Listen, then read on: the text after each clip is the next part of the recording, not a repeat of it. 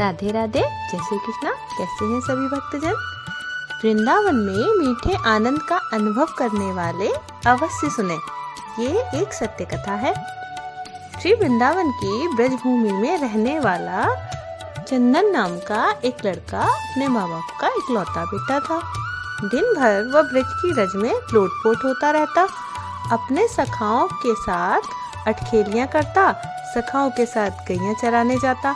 शाम होने पर यमुना जी में स्नान करके वापस घर आकर माँ बाप के चरण छूकर प्रसादी पाता। यही उसकी दिनचर्या थी। चंदन में धीरे धीरे ठाकुर जी के प्रति सखी भाव जागृत होने लगा। अब वह ठाकुर जी की सखियों की तरह चलता, कभी कभी सर पर चुनरी ओढ़ता और कभी आंखों में काजल लगा लेता। एक दिन उसके मामा जी, जो कि बनारस शहर में रहने वाले थे, वृंदावन आए। जब उन्होंने चंदन को सखी भाव में देखा तो वो हैरान होकर चंदन की माँ से बोले कि चंदन तो आपका इकलौता बेटा है, इसको थोड़ा पढ़ा लिखा लो ताकि वह कुछ काबिल बन सके। चंदन के माता पिता उसके मामा की बात सुनकर सोचने लगे कि कह तो ठीक ही रहे हैं, और उन्होंने चंदन को उसके मामा के साथ शहर में पढ़ने के लिए भेज दिया। शहर में पहले तो चंदन का मन नहीं लगा, लेकिन धीरे धीरे उसका मन वहाँ लग गया और बड़े अच्छे से पढ़ाई करने लगा। चंदन अब बड़ा होने लगा। चंदन चाहे शहर में रहकर वहाँ रच बस गया था, लेकिन उसके अंदर ब्रज रज का रस कूट कूट कर उसके प्रत्येक रोम रोम में बसा हुआ था, जो कि उसको कभी भी ब्रज से दूरी महसूस नहीं कराता था। इसीलिए वह अपने आप को वहाँ अकेला नहीं समझता था, क्योंकि वह अपने अंदर ही पूरे आनंद में रहता था। चंदन की कक्षा में एक छात्रा उसकी सखा बन गई, जिसका नाम ललिता था। ललिता के माता पिता का बचपन में ही स्वर्गवास हो चुका था। वह अपने नाना नानी के साथ रहती थी। वह बहुत ही सीधी साधी लड़की थी। चंदन और ललिता की खूब बनती थी। स्कूल खत्म होने पर दोनों इकट्ठे ही आगे की पढ़ाई के लिए कॉलेज में प्रवेश हुए। वहाँ पर इकट्ठे पढ़े लिखे। चंदन की पढ़ाई अब खत्म हो चुकी थी। वह अपने घर पर वृंदावन धाम जाने के लिए तैयार हुआ, तो उसने ललिता को कहा, क्या तुम मेरे साथ वृंदावन धाम चलोगी? तो ललिता ने अपने नाना नानी की आज्ञा लेकर चंदन के साथ जाना स्वीकार कर लिया। जब चंदन अपने मामा जी से विदा लेकर वृंदावन धाम पहुंचा, तो वृंदावन में सखी भाव में आ गया। उसकी चाल नर से नारी जैसी हो गई। वह हैरान होकर उसको देखती रही, लेकिन वह बोली कुछ नहीं। अब चंदन अपने घर पहुंच चुका था। घर जाकर उसने अपने माता पिता के चरण छुए और ललिता के बारे में उनको बताया। ललिता की सुंदरता और सादगी को देखकर चंदन के माता पिता भी बहुत प्रसन्न हुए। काफी दिन हो चुके थे ललिता को वृंदावन आए हुए, तो जब उसने चंदन से जाने की आज्ञा मांगी, तो चंदन ने अचानक से उसको कहा, क्या तुम मेरी जीवन संगिनी बनोगी? अचानक से यह सुनकर ललिता घबरा गई और लज्जा सी गई, और उसने मुस्कुराकर हामी भर दी। अब उन दोनों की शादी बड़ी धूमधाम से संपन्न हो गई, लेकिन ललिता को कभी कभी चंदन का व्यवहार अजीब सा लगता। चंदन कभी कभी अपनी आंखों में काजल लगाकर, सिर पर चुनरी ओढ़कर, कमर पर हाथ रखकर न जाने कौन सा नृत्य करता रहता और किसको रिझाता रहता। ललिता को यह समझ नहीं आ रहा था। एक दिन उसने पूछा कि आप कभी कभी ऐसा रूप क्यों धारण कर लेते हो? तो चंदन मुस्कुराकर उसकी तरफ देखने लगा, और तभी उसने मन ही मन में कुछ निश्चय किया और कहा कि प्रिय, तुम सुबह तैयार हो जाना, मुझे तुम्हें कहीं पर लेकर जाना है। ललिता को कुछ समझ नहीं आया, लेकिन पति की आज्ञा को मानकर वह जल्दी सुबह उठकर तैयार हो गई। चंदन उसको बरसाना धाम ले गया और किशोरी जी के निज महल में जाकर उसने अपने पाँव में घुंघरू बांधकर, आंखों में काजल लगाकर, कमर पर चुनरी बांधकर नृत्य करना शुरू कर दिया। नृत्य करता जा रहा था। उसका नृत्य इतना मंत्रमुग्ध करने वाला था कि वहाँ पर आए सभी भक्तजन ठिठक कर उसके नृत्य का आनंद ले रहे थे। कोई पलक भी नहीं झपका रहा था और सिर्फ उसे ही देखे जा रहे थे। बाहर से कभी कभी पवन का एक झोंका आकर चंदन के नृत्य का आनंद ले जाता और कभी कभी सूरज की किरणें अंदर आकर चंदन के पैरों में बजते नुपुर से निकली राधे राधे की ध्वनि को सुनकर आनंदित हो जाती। जब चंदन थोड़ा शांत हुआ तो उसने ललिता को बताया कि ये हमारी लाडली सरकार हैं, इनको नम्न करो। ललिता को तब भी कुछ समझ न आया। वह अभी भी असमंजस में थी कि किशोरी जी को प्रणाम करके वह वापस वृंदावन आ गए। दूसरी ओर उसी शाम ठाकुर जी और किशोरी जी यमुना जी में नौका विहार करने के लिए निकले।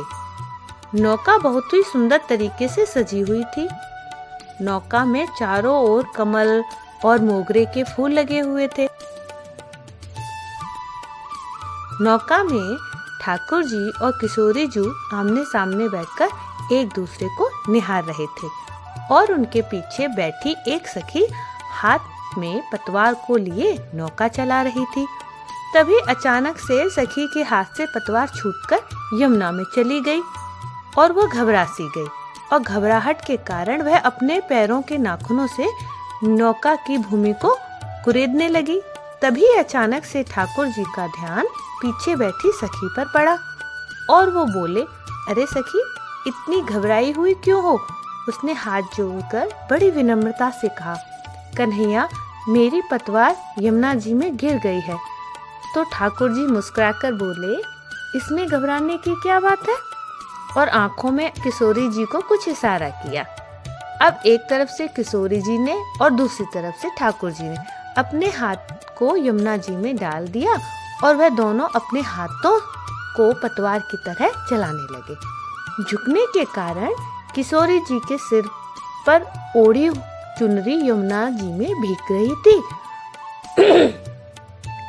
और दूसरी तरफ ठाकुर जी का गले में पड़ा पीतांबर यमुना जी में भीग रहा था। हाथों पर पीतांबर और चुनरी पर लगा इत्र यमुना जी में घुल मिल गया। ठाकुर जी और किशोरी जी ने अपने हाथों से उस नाव को किनारे पर लगाया। अगले दिन ललिता की सास और ससुर चंदन के मामा के यहाँ कुछ काम से चले गए। अब घर में ललिता और चंदन अकेले थे। चंदन सुबह सुबह ही अपने काम पर चला गया और ललिता हाथ में मटकी लेकर यमुना जी से जल भर कर ले आई। आज घर में कोई नहीं था, इसीलिए जब ललिता ने मटकी में से जल का थोड़ा सा पानी पिया तो उसमें इतनी सुंदर इत्र की खुशबू को महसूस करके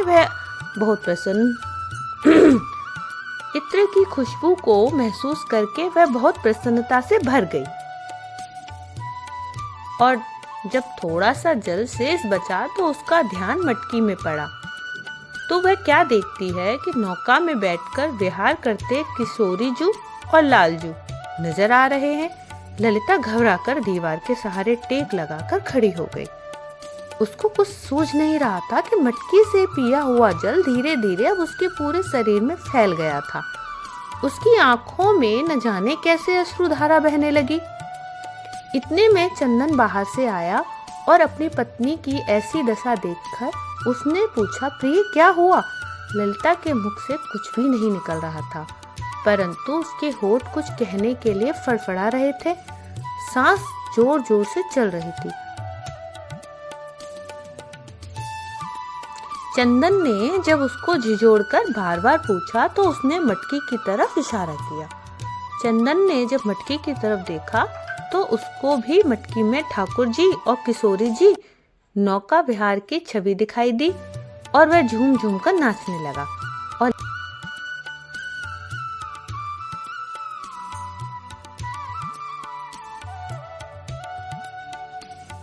ललिता को पकड़कर उसने नाचना शुरू कर दिया और कहने लगा, अरे प्रिय, आज तुझे ब्रिज ने स्वीकार कर लिया है। आज तुझे मेरे श्यामजू ने स्वीकार किया है। ललिता कुछ समझ ही नहीं पा रही थी और चंदन की तरफ देखे जा रही थी।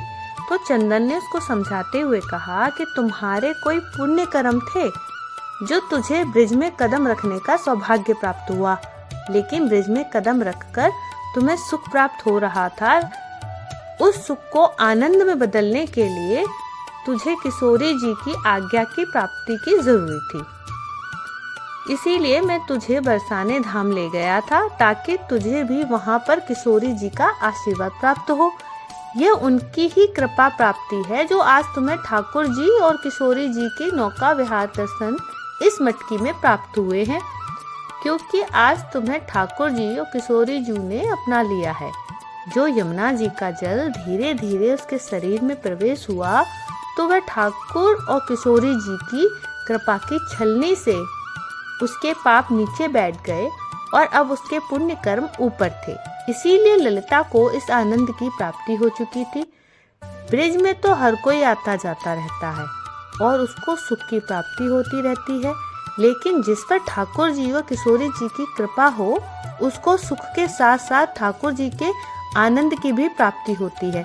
इसीलिए हमें ठाकुर जी के मीठे आनंद को अपने रोम रोम में प्रवेश करा के उस आनंद से प्राप्त प्रेम की मृग तृष्णा को इतना बढ़ाएं कि वहां प्रेम आंखों से निकलने वाले नमकीन अश्रुओं के द्वार बहकर ठाकुर जी और किशोरी जी की मीठी कृपा से सरोवर हो सके। आपको ये कहानी कैसी लगी कमेंट बॉक्स में ज़रूर बताएं। अगर आपको ये कहानी अच्छी लगी हो तो मेरे चैनल को लाइक, सब्सक्राइब और शेयर ज़रूर करें। धन्यवाद। आपका दिन शुभ हो।